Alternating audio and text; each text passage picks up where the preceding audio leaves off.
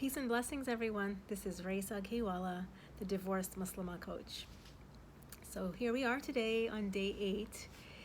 And like I mentioned last time in the last video 7, that I was going to go into a little bit of how we can really avoid or not fall into the states, the depressive and anxious states, right? So today I am going to introduce you to the power of thought, how we humans psychologically and spiritually work and don't work. So the power of thought. Let's take a look at the depressive state or depression. Now, our feelings are always coming from thought in the moment.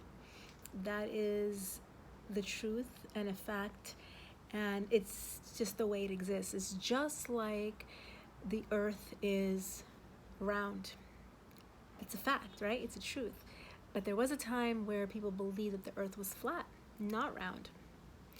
So just like that was a paradigm shift, this is also called the inside out paradigm, and a shift to always, the truth is our feelings and our reality and the way we are experiencing life is always coming from thought in the moment. So let's take a look at depression. Now, I'm not denying that there exists chemical differences or imbalances in terms of the neurotransmitters that are measured when people have the symptoms of depression, right? But even though that there does exist, and that is a physiological truth, or that's the physiological manifestation, but start talking about the psychological and spiritual manifestation is where it begins, where it starts from thought. So being in a state of depression really comes from going back into our past, reliving it, not being able to accept it as is today, because that has already passed, right? Wishing that it wasn't so, wishing that you could have, would have, should have, any of those things where you're judging yourself and really trying to rewrite the qadr of Allah. And we can't do that. There is never any going back. There is never any redos or do-overs, right? That going back into the past is only helpful to us for extracting the lessons that we have learned. When we go back into the past and we relive a situation, remember, our feelings are coming from thought in the moment. So the situation and the experience is gone, never to come back again. But the feeling, it feels like you're reliving it because the thoughts are there as if you're reliving it. So the feeling feels like you're there again, but you're not, because you can never have a redo. So when we are struggling and resisting acceptance, what happened, even if you are coming down really hard on yourself, really regretful and remorseful for the way something turned out, being kind and compassionate with yourself, because Allah is to you, will really allow you to move forward and accept. Now, let's talk a little bit about being in a state of anxiety, projecting into the future, the what ifs, living in the future. The unknown, being afraid of something that doesn't exist. It can really debilitate you. And a lot of times what we can do is take something that happened in our past, then assume and apply it to what will happen in the future.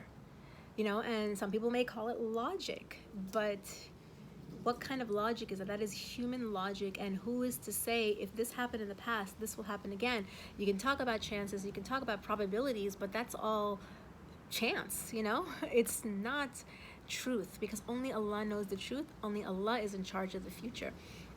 So when we understand that our feelings come from thought in the moment, when we're in a state of anxiety, is because we are worried about what will happen, the what ifs, the unknowns, and then there's panic because there's insecurity and there's unknown, and those feelings, very easily you can go really, really deep into lost into that world that you're creating moment by moment of the future. It will look like this and it will feel like this, and it feels very real, even though it's in your mind. It's not happening, because the only thing that's happening right now is the present moment, right here, right now.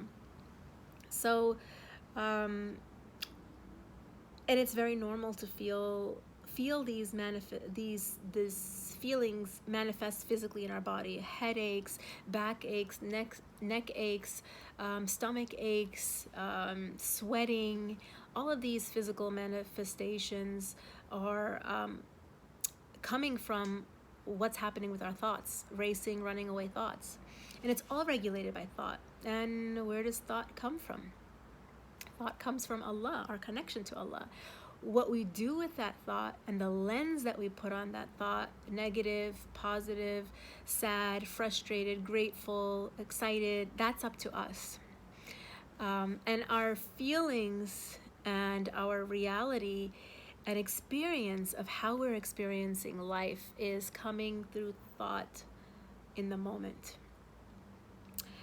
All of our feelings, our moods, our experiences, our separate realities are all coming from the three principles of universal mind, consciousness, and thought. And as a single paradigm, it's called the inside-out paradigm. So our feelings are always coming from our thought in the moment, not from anyone else, not from a situation or a circumstance that looks like it's causing us to feel a certain way, which is an illusion. Because thoughts and feelings are inseparable. They're like two sides of the same coin. You cannot separate them.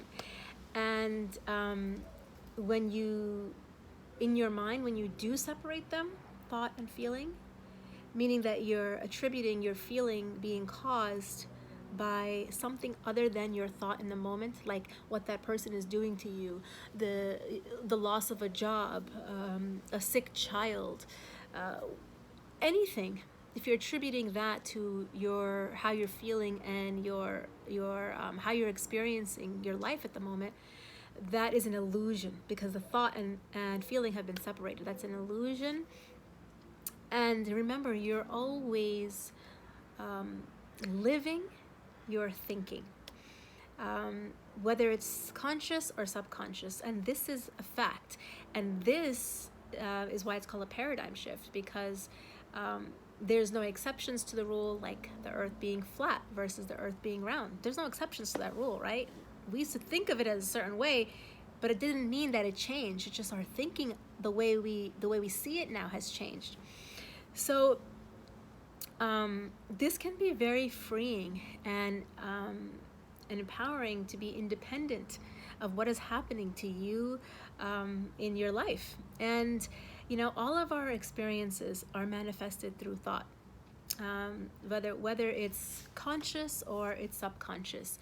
And I think of this as our connection to Allah. So, you know, the thought is neutral, but the life that we give it, the meaning that we give it, how we interpret our thinking around a certain area is dependent on us. And when we separate the thought and the feeling, when we create that illusion, the ego gets created, and that makes you feel very insecure. You're not looking at things from the inside out. You're looking at them from the outside in. It's not like you can be outside in or inside out. You're always inside out. It only works one way. But when you don't see it at the moment, it looks like something else is causing you to feel a certain way, then that becomes an illusion. That's when ego is created, and it makes you feel insecure, that something outside of you can hurt you or help you or harm you. So nothing outside of you can hurt you or help you. Yes, bad things do happen, but it's how you think about the events. You feel hurt because you're having hurtful thoughts from your self-talk, you know, meaning like what is giving what is causing the hurt is the meaning that you're giving to the situation or what that person is saying to you, right? It's not the person that's causing you the hurt, but it's the way you're thinking about what they're saying. How are you interpreting it? What meaning are you giving it to them? Like, for example, someone can say something to you and you'll interpret it a certain way, but they didn't mean it that way, right? So there's like a misunderstanding. And that is because we live in separate realities, because no one is thinking the same thing at the same time, right? So you can see in a situation how someone can say something and someone interpret it a different way, but that's not what they meant or they intended, which can cause a misunderstanding very much of the time. And so another example that I wanted to share was when I had an opportunity a few years back to go on a medical mission to Greece to help the refugees that were coming from Syria and Turkey. They had a different perspective. They had hope. They had ambition. They had inspiration. So where did that come from? They were going through heart-wrenching things, but the way that they were looking at their situation, the way that they were assessing the meaning that they were given behind their situation, a lot of things that I heard was, this is a test for us, Allah's bringing us something better. Other things that I heard was they're alive for a reason, and so there is hope. They made it this far. They know that good things are coming. So the way they're thinking about it didn't allow them to fall into desperation or despair. So all sadness, anger, frustration, hurt, joy, excitement, happiness, it all comes from your own thought in the moment, how you're thinking of the situation and not the actual situation. So let that sink in for a little bit. I know this may be mind-blowing, maybe really foreign, but let that sink in a little bit, because this is life-altering. This is transforming and empowering. So, I want you to think about your own awareness, your self-talk, your thoughts, your inner dialogue. What is happening inside of here? Is your mind racing with thoughts, fearful thoughts? I want you to see if you can get quiet and hear what's coming up for you. Hear your insights, right? And really trust yourself and intuition. See if you're able to do that. For today, I invite you to check into your own self, see where your thoughts are at, and see what is the inner dialogue going on.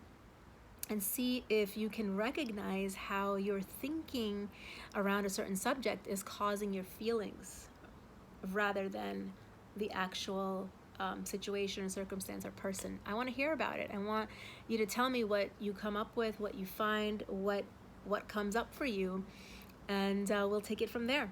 So thank you for joining me today. Looking forward to seeing you tomorrow on day 9. Take care. Peace and blessings.